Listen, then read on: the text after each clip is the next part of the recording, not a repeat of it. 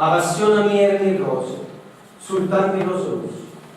Sto giorno mi era mio, sto giorno mi diceva tante cose, ma non mi ha detto mai che stava nato giorno come me. Forse per gelosia, pensando che parente io mi ascoltava adesso, ma non la vedevo. E come infatti io era, così è stato. Appena da giudizio mi sono innamorato. E mo per tutta la vita. Mi fa la tinta all'occhietto, la giacchetta, porta sempre con me una margherita.